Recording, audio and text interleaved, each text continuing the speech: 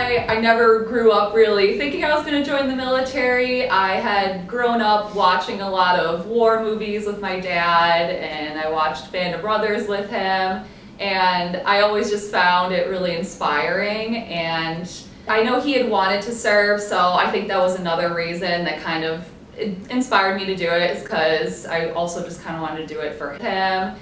So my father and grandfather served, and that was something in the background. However, my grandfather died when I was young, and my father retired also when I was young from the military. So it was in the background, but not a direct cause.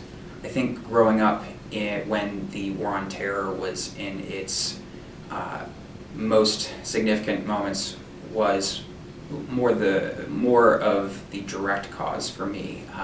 I just felt like when I got older, I had an opportunity and a duty to serve. I think attention to detail is probably the most valuable skill from the military that I've been able to apply in the law. One interesting memory I have is room inspections at officer candidate school, where everything in the room needs to be laid out at a precise location, precise way. Your bed needs to have perfect angle folds, and I have a distinct memory of one of the instructors coming in and putting his finger deep into the cushion of the seat and finding some dust between the seat and the frame, and that level of attention to detail is something that I think is very helpful in practice law as well.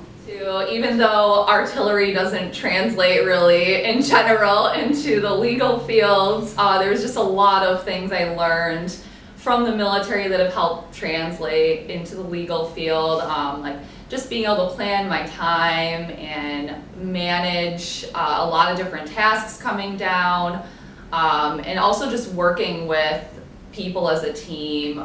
So you're people from all over join the military, so you're working with people with a lot of different backgrounds and experiences, so just learning how to be a team, I think, is a really important thing I learned. My unit did go to Japan for a month, and getting to work with the Japanese artillery and just look at how they operated and how they use their systems.